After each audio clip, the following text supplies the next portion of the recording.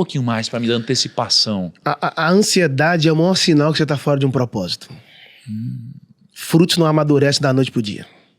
Todo sucesso prematuro gera homens mimados. A antecipação, ela pode roubar o governo de você. Entende? Então, assim, o pai pode deixar duas coisas pro filho: a herança e o legado. Qual a diferença da herança pro legado? A herança é o que você deixa para alguém, o legado é o que você deixa em alguém. Eu posso estar tendo herança, mas não tendo legado. Porque as pessoas podem brigar pela herança, as pessoas podem roubar a sua herança, mas não tem como tocar no seu legado. A herança é o que você constrói com a sua habilidade, mas o legado é o que você constrói com o seu coração. Entende? As pessoas vão lembrar de você não pela sua herança, mas pelo seu legado.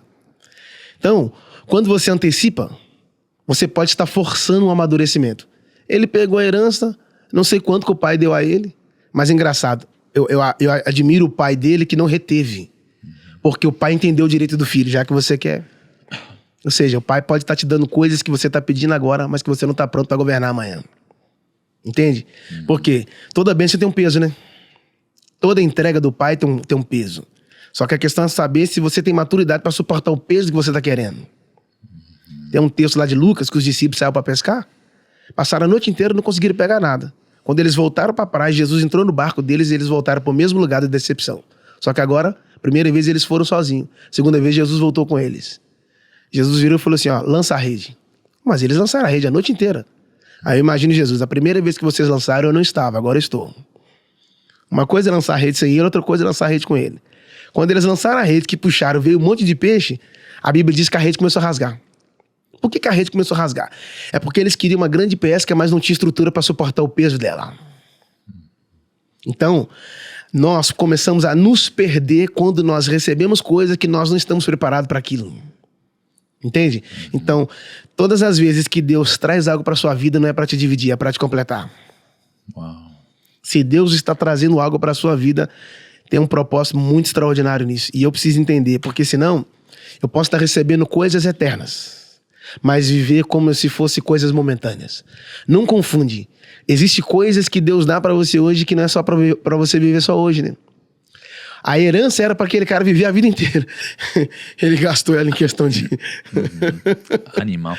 Cara, agora como que você entende, né, essa questão de que as pessoas olham para essa parábola, né, e a gente é obrigado a entender. A gente é obrigado a se esforçar para entender, porque na teoria é bonito, na prática é muito difícil. Porque se você se coloca na posição do filho que não saiu da casa do pai, é difícil também, porque você pensa, caramba, cara, ele fez um monte de besteira, ele tá aqui na festa e eu não. Por outro lado, você pensa, caramba, mas alguém que ama a sua família deve estar feliz com a volta do filho, ou com a volta do irmão, né?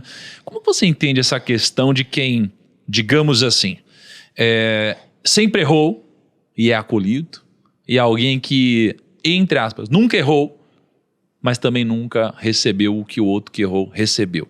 Porque a Bíblia, ela diz, né, de alguma forma, que em alguma passagem, Jackson, me ajuda nisso, mas que quem erra e volta tem mais mérito, se eu não me engano, do que quem nunca errou, não é? Exatamente. Não tem um conceito desse? Como que você entende isso, cara? Então, a gente vê que, tipo assim, qual o mérito do pai fazer uma celebração pelo filho? Pelo simples fato dele reconhecer e ter o arrependimento. Isso, arrependimento. Ele arrependeu. Porque todo carro tem a marcha ré, né? Sabe o que eu acho top? Porque ele perdeu a herança, perdeu os amigos, perdeu o dinheiro, mas uma coisa ele não perdeu: o caminho de volta para casa. O caminho é mais importante que o destino. Você pode saber do destino, mas se você não conhecer o caminho, você nunca vai chegar lá. Então a questão não é saber se o caminho é longo, a questão é saber se o caminho é certo. Agora, eu como irmão preciso entender que Deus não tem filhos prediletos. Entende?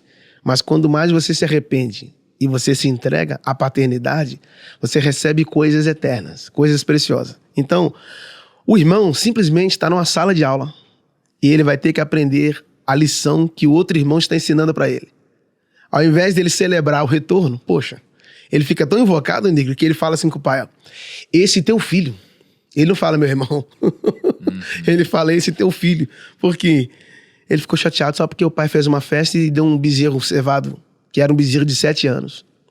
Ou seja, eu sempre estive contigo, sempre fui fiel a ti, nunca errei. E agora esse meu irmão, esse teu filho, né? Ou seja, então ele estava chateado porque o pai fez um banquete para ele. Se eu não aprender a celebrar as suas vitórias, eu não estou pronto para as minhas conquistas. Deus é capaz de prosperar você só para instigar em mim coisas que estavam paradas. Deus pode usar o seu sucesso para apertar um start em mim, cara. Entende? Ele é capaz de fazer com que você seja promovido para me arrancar da minha zona de conforto. O irmão não entendeu a lição. Por quê? A questão não tem a ver se o irmão está recebendo o bezerro ou se o irmão está recebendo a festa. A questão é saber se o irmão está de volta. A mesa está completa. Estou trazendo ele de volta para a comunhão. Ele não está só. E detalhe, ele se afastou do pai, mas o pai nunca se afastou dele. Porque você pode estar longe, ele continua sendo pai, né? Cara, agora, como é forte a questão do foco, né? Porque quando o irmão volta, o irmão que estava lá, ele estava mais focado no que ele não ganhou do que no que ele tinha acabado de receber. Sim. Porque, né, assim, ele estava focando no que o outro recebeu. Sim. E ao fazer isso, ele não estava focando, ou ele esqueceu de tudo que ele recebeu até aqui, incluindo ter a sua família restaurada de volta, né? Então, assim, se você foca em algo bom, você vai vibrar numa energia muito diferente. E você, como consequência, você vai acabar até tendo uma vida mais próxima de Deus e mais feliz, eventualmente. Uau. Mas quando você foca no ruim, você acaba pagando um preço alto por isso, né? Porque mesmo tendo tudo, você morre como se nunca tivesse tido nada, né? Então, assim, do que vale? E aí eu fico pensando, quem tava mais perdido, né? Porque, porque um irmão, ele tava perdido no aberto. E o outro irmão tava perdido no secreto, né? Ambos estavam perdidos. Mas aquele que demonstrou para todos que estava perdido se arrependeu. Sim. E aquele que achava que não estava perdido, pelo não arrependimento, acabou, cara, sofrendo as consequências, né? Verdade. Então, todos estavam perdidos, né? Menos o pai, que estava sempre próximo de ambos. Um estava perdido lá de fora e o outro estava perdido lá de dentro. E uma coisa sobre a questão da celebração é que quem não pode celebrar o retorno do irmão não pode ser chamado de irmão. Porque a mesa da paternidade, quando esse filho pródigo sai de casa, a Bíblia diz que ele gastou tudo, absolutamente. Ou seja, ele não tinha governo sobre aquilo que recebeu. Então, ele começa porque decisões definem destinos. Destinos são definidos por decisões. A questão não é saber se você tem muitas sementes. A questão é saber se você dá destino para cada uma delas. Se você não souber direcionar o que você recebeu, você se perde. Então, ele saiu, foi gastando tudo que tinha, que a vida não é só hoje, né? Existe 2 dias no ano que você não pode produzir nada. O ontem que é passado e o amanhã que é futuro. Você só pode produzir hoje. Você pode planejar para amanhã, mas produção começa agora. E aí, depois que ele gasta tudo, ele vai tentar recomeçar a vida. Só que onde ele está querendo recomeçar a vida? Não é perto do pai. É perto de um homem que tinha muitos porcos. E para o judeu, porco é sinal de maldição. O judeu não come carne de porco. O que eu aprendo? Que essa distância dele do pai fez ele aproximar dos porcos. Lugar de maldição. E aí o texto diz que ele começa a trabalhar para um cara, eu não sei se ele vai receber salário. E aí a Bíblia diz que ele desejou comer da comida dos porcos. Ele não comeu, mas desejou. E o que é o desejo? É você aplacar toda a sua vontade, todo o seu ego. Simplesmente não querer. Você já viu porco comer na mesa, negro? Não. Porco não come na mesa. Porco come no chão. E filho? Filho não come no chão. Filho come na mesa. Qual é a ideia do inimigo? Te arrancar da mesa para fazer você comer no chão. Qual é a ideia do pai? Te arrancar do chão para fazer você voltar a comer na mesa. Uau. Ou seja, você está no lugar errado. Então, como eu não posso produzir? Você não pode produzir quando você é a pessoa certa querendo fluir no lugar errado.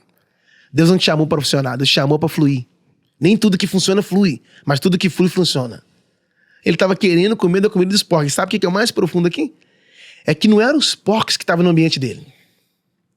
Mas era ele que estava no ambiente dos porcos. Entende? Ou seja, o problema não é você estar no lugar. O problema é quando o ambiente está em você. Não permita que o ambiente que está em sua volta contamine o seu interior. Mas permita que aquele que transformou o seu interior contagie o ambiente onde você está inserido. Ele está no meio dos porcos, mas não se tornou um.